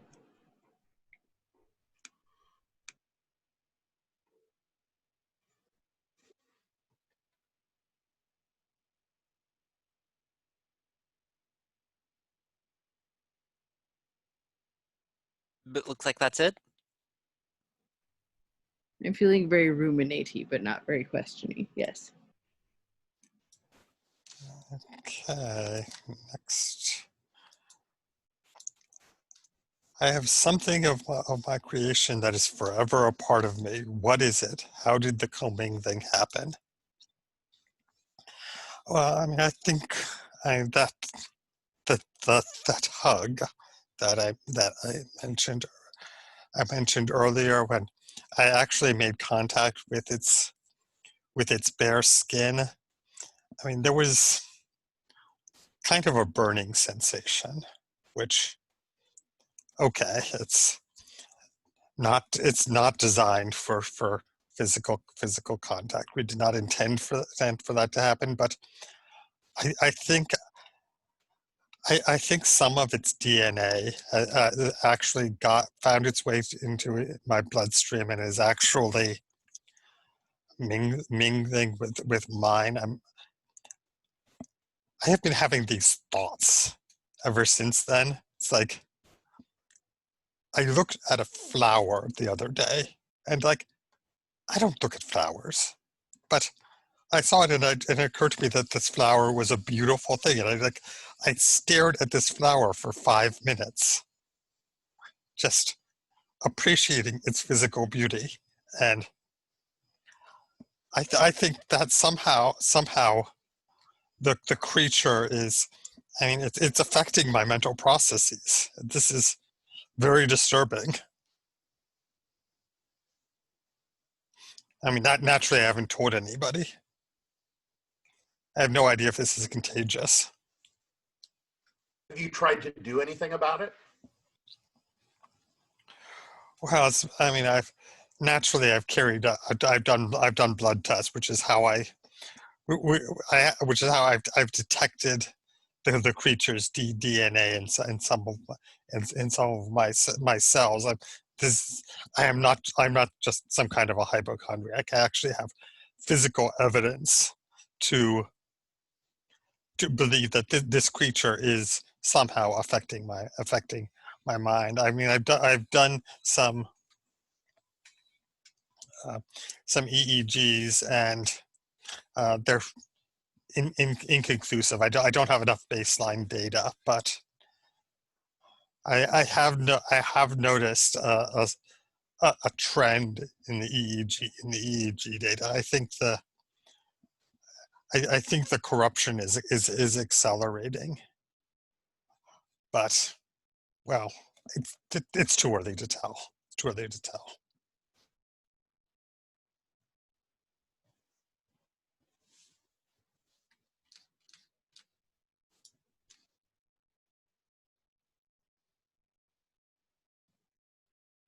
It sounds like a good thing. Well, from an alien perspective, perhaps. Well, that is my perspective, so yes. Yes, no. I mean, humans, we place a high priority on bodily autonomy. It goes along with the not being eaten thing, the not wanting to have your DNA mutated thing.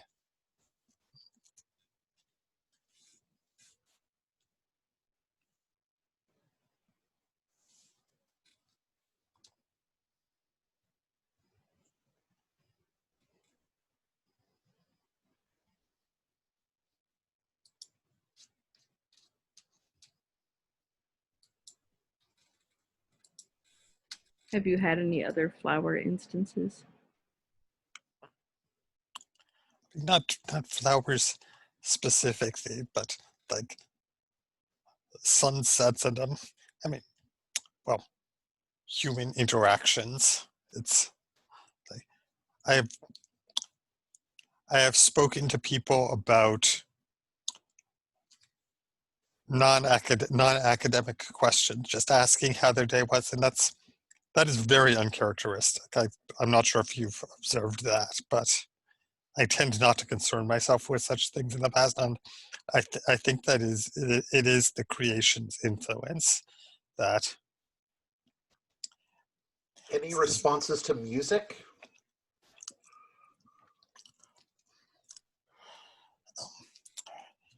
Yeah, yes, music seems to make sense in a way that it didn't before. It's, I think I understand what why other people listen to music. It's aesthetically pleasing.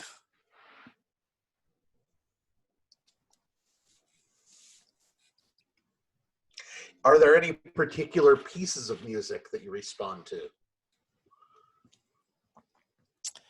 There's this Hungarian thing one of my colleagues sings. I found myself humming it occasionally.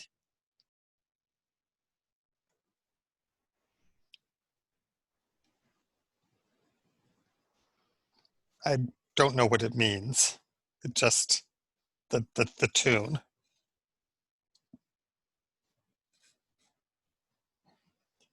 It it makes me feel assertive.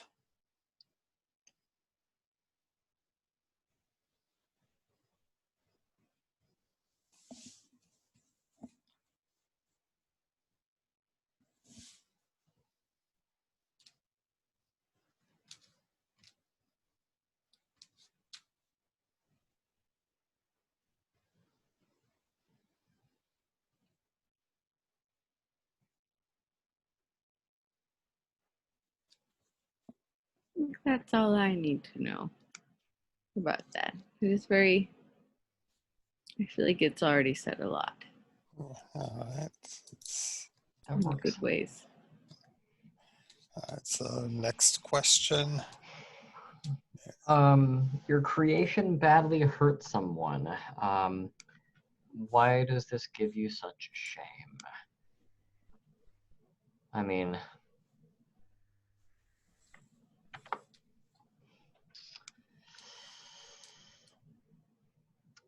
I think we've established one person that the creature badly hurt was Charles slash Nancy, by whichever name you want to call them.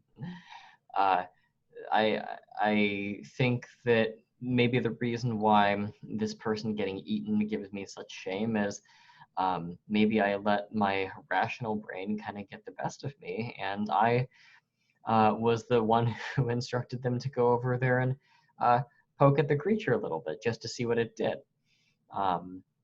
Now, this isn't the type of person I am. I'm normally a very affectionate and very, sympathetic kind of individual, and just trying to get data to make myself feel useful to the university kind of got the best of me. So I said, off you go, Charles Nancy, go poke that creature and see what happens. And well, I got the data, but obviously it came at a certain physical and, I guess in my case, emotional cost.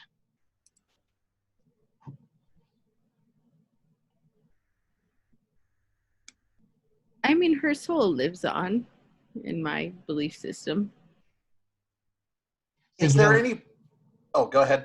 Well, I was just going to ask, Pearl, so you don't view Charles or Nancy as having been hurt? I mean, they were physically dissolved into that critter's belly. Oh, I'm not saying it didn't hurt, just that at least in my belief system, they've been welcomed into the world of eternity in a way that many humans won't because they don't believe in being eaten. So I'm just trying to put a nice spin on things, really. But You can't be. I mean, you didn't know it would eat her. Did you tell her or ask her or compel her to do this because on some level you suspected that something bad would happen? Well, I mean, I thought that something bad would happen to me if I got too close to its excretions that dissolve stone and inorganic matter like that. Like, I was pretty confident that something would happen to me. So, I mean, I guess, yes, I did order Nancy over there to preserve my own self, but it wasn't like I was offering them up as a sacrifice. I mean, how was I supposed to know that they were going to get chomped? So I promised there wasn't any ill intent or deception involved. I just figured that it'd be safer for them than for me. And it turns out it was probably safe for not really anybody. Well, now we know. I mean, yeah. I still feel bad about the poor Nancy getting gobbled up, but I guess we do know.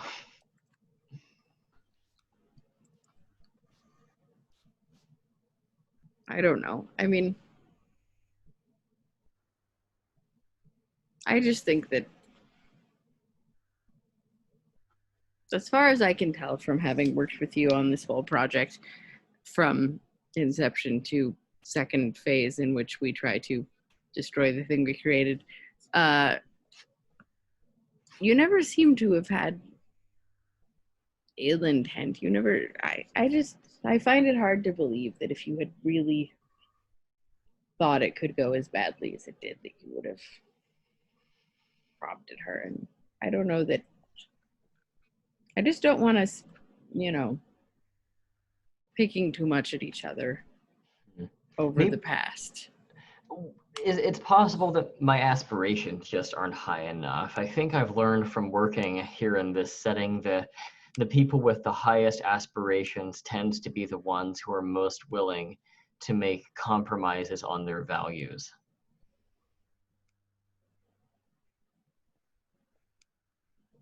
That's probably true. I'm not very ambitious at all. And my values may be strange to everyone, but I am quite dedicated to them. And it does seem like other people we work with have very clear aspirations. No names needed, I don't think, on that. But where do you see yourself fitting into that? Like, I mean, there's certainly a lot of pressure to attain a certain level of status and to achieve certain aspirations. But I don't know if I really want that for myself or if I would benefit from attaining those things. But that's probably what the situation with the creation was. It probably also felt like it was being pulled in 5 different directions and had to just cut out on its own and do its own thing and try to learn who it is that way. Maybe this is all just a very long way of getting around to the final point that I need to get out of the university setting, but as Stephen has said, that's much easier said than done. No, I'll just take you home with me. They don't like to send people to my home world.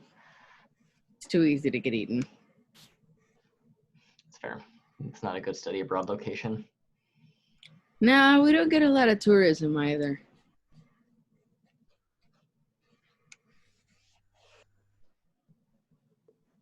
Well, not a lot of repeat tourism. That's especially true. I would say at this point, word seems to have gotten out. We don't get a lot of original tourism, except from those adrenaline junkie types who, I'm not saying I know from experience, but I've heard that they are particularly tasty.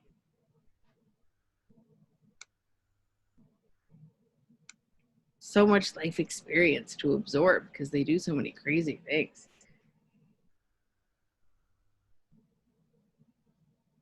That's actually, now that I think about it, our most prominent tourist industry are people who come to be eaten because they want the ultimate thrill. I feel it's a service we provide.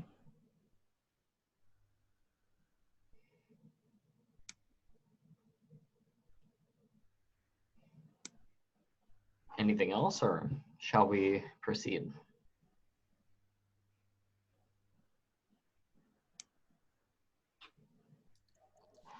All right, moving on to the next question. Just a second.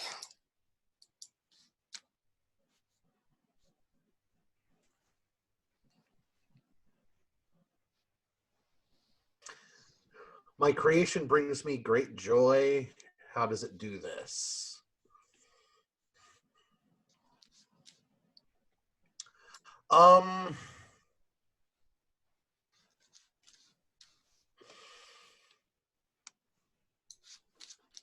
Well, through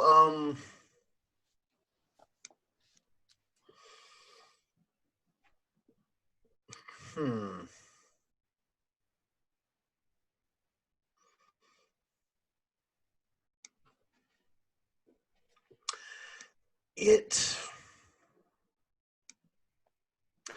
It brings me joy because it is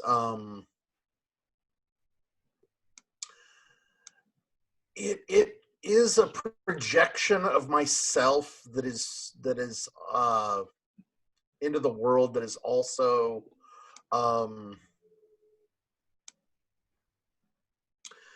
free of the trappings of culture, of of all these, it has the ability to really manifest its being with in a more in a less constrained way.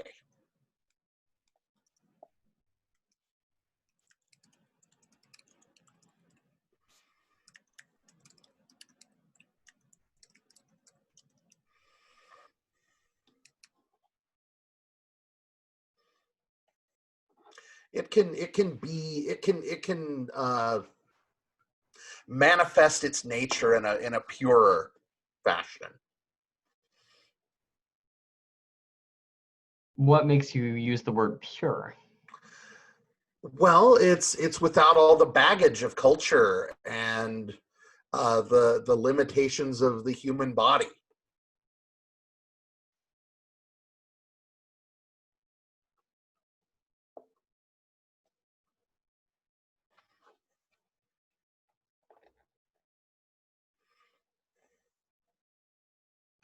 So it's just this sort of like blank slate approach that you're talking about, where it's No, because I'm saying that if we're using the analogy of a slate, it's that we normally write the story of our lives on a slate that is already filled with all kinds of things that that prevent us from really manifesting putting our own mark. And this because there were so many limiting factors that prevented me from achieving my own full potential, that was there. It wasn't as though I could have been anything. It's that the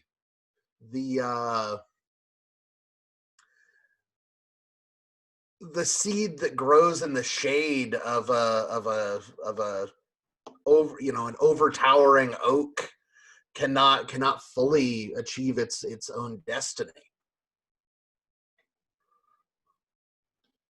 so without all the extra cultural and societal expectations being thrust upon you, you have more potential to grow in the direction that you're intended to grow in, is what you're saying. Yeah. Oh. And that this is to some extent an extension of my own being. Then it's in many ways a more pure manifestation of my own being than I myself am.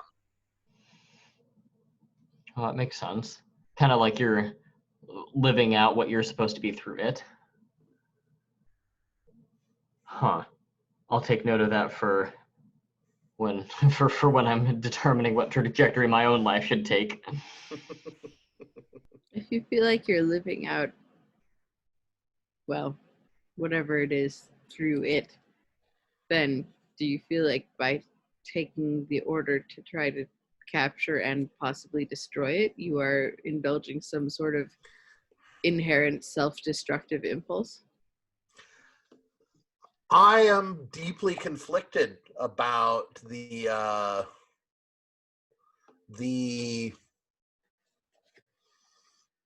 possibility of ending this. I mean, if it comes down to it, I don't know what I would do when push comes to shove.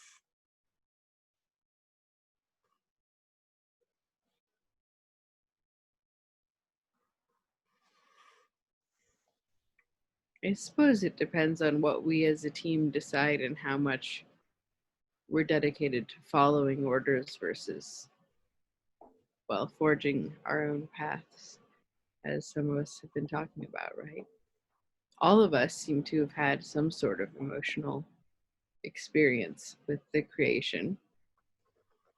And what, we're just going to snuff that out because someone in an office decided that was the best idea? I mean, of all the people I've ever had to eat, the ones that have been the least tasty were ones in administrative positions. I feel like that's like the quote of the game. Like, of all the people I've had to eat, least tasty were in admin positions. I'm sorry, I'll quit interrupting, but I just loved that. Yeah, I yes. appreciate it. I have also found that people in administrative positions tend to be rather bitter, although not quite in the same sense. Yeah, I think there's a nice bit of crossover in language use in that particular case.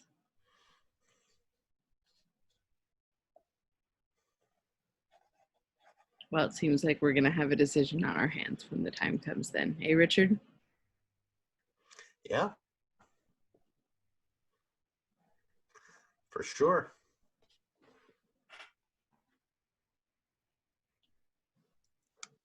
Sounds like we're ready for the next question, unless somebody wants. Oh, all right. Pearl.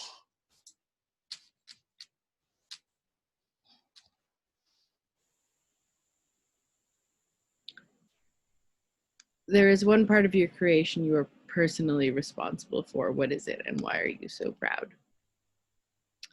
Well, I suppose if you all did your homework about my species, then you might know this already. But Richard's not the only one who has donated some biological material to the creature, but mine was less microscopic, if you will. It turns out, and no one's ever been able to figure out how exactly this works. It doesn't seem like it should work, even by our own medical science, let alone by anyone else's. But people, if you will, like me, can survive with only half a heart. And our creature wasn't really coming to life. So I gave it half of my heart. And despite the unfortunate incident with Nancy, I think on the whole, it has displayed wonder for the universe, caring for the beings around it, a desire to make those it is close to proud, an inherent level of intellectual curiosity and spirit that has driven it to escape from its bonds and forge its own identity. And all of these things are things to be proud of. So if even part of that came from the half of my heart I gave it away, then absolutely I would be proud. What better things could a creature embody than that kind of love and generosity of spirit and curiosity about the world? And, you know, sure, it hurts in my chest. There used to be more heart there. I kind of liked having a whole one. But I don't regret it. Does it grow back? Hmm. No? You just learn to function without it. So Sometimes is your thi- capacity is reduced a little bit, right? I is can't this do as many things or as fast, or so is this a common cultural practice in some way to do this? it can be. I think among humans you do heart transplants sometimes, but then someone has to have died. In my culture, uh, no one has to die. You can give someone half your heart, and both people can live. Um, and it's sort of assumed that both people will be slightly hindered by not having a whole one of their own, but that two people with half a heart are better than one person with a whole heart and one person left to die. Can someone have a heart and a half then? Or I don't think it's ever I occurred mean, to is anyone. this That a would be heart unethical, accumulating? Okay. right? Like, why you wouldn't take something that would impair someone else to give someone else an advantage over everyone, which is the only circumstance I could imagine. You know what I mean? Like, everybody hopefully It's starts with one heart, and maybe some people start without a full heart and need another one right off the bat. But if someone already has a fully functioning heart, why would they get part of somebody else's? is this a modern practice, or is this something that like your species is biologically capable of? Like, is giving up half your heart like something that someone figured out, or is this something that you do? It was figured out by medical science, I suppose. It's funny because it was a like metaphorical or idiomatic way of expressing certain things before we had the medical science to do it, and then one day there was an emergency, and there were no.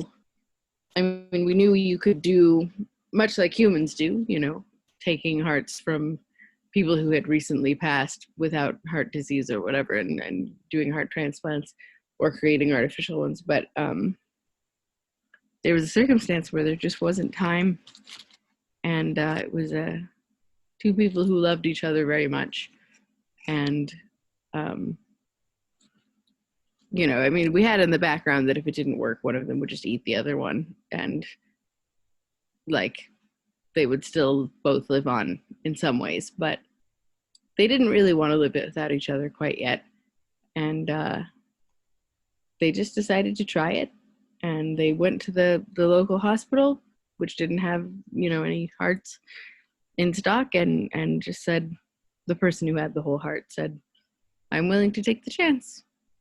And once it had worked that time, then medical science got on it.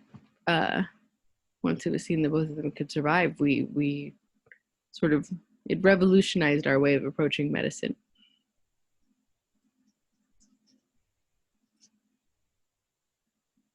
We want everything to be preserved in our culture.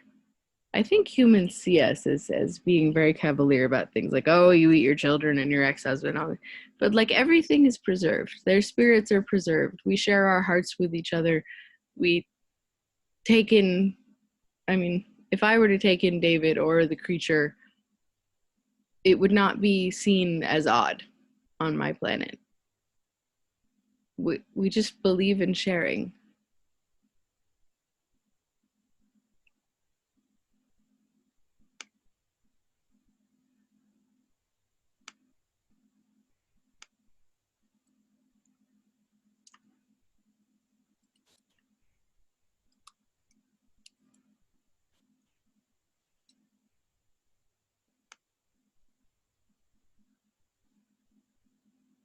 I hope that makes sense.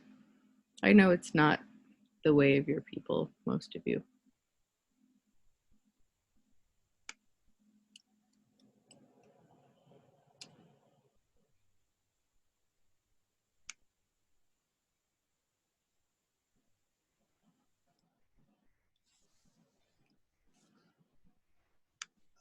I mean, we've got less than half an hour left scheduled, so I think I'm going to pull the final question now. And actually, I feel like the question as written, it doesn't really fit the game as it doesn't really fit what we've established. The question as written is, you have found your creation. Do you destroy it, or does it destroy you?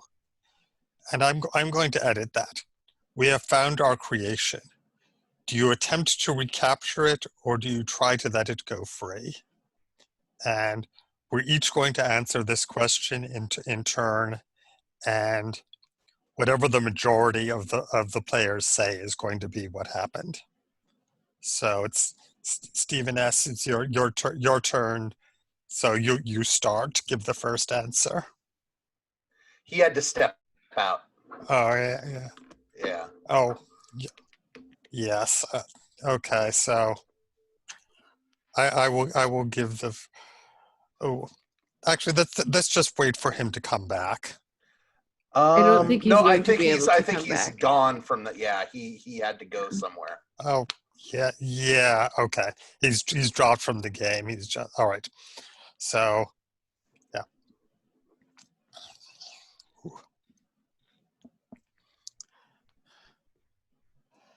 Yes, I think when we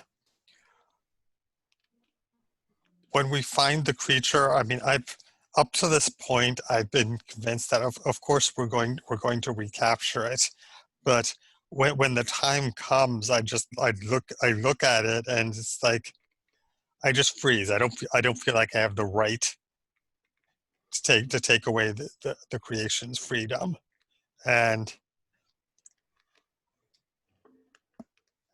I do not do my best to recapture it. It's like I'm letting it escape.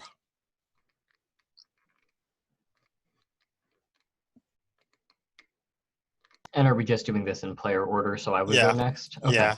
On my end, I think that at first I kind of started this game off with the intent of recapturing once it had collected a bit of data. But after all these conversations, I think that I would probably falter a bit when the chips were down, so to speak. And yeah, I don't know that I would really commit to recapturing it either.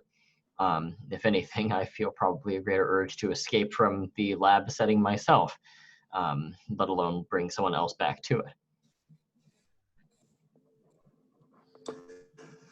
All right. When I'm confronted with the creature, I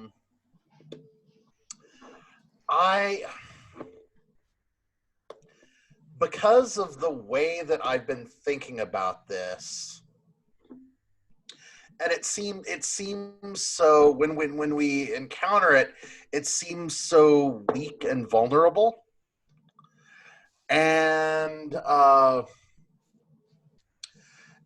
yet so full of this promise that I feed myself to the creature.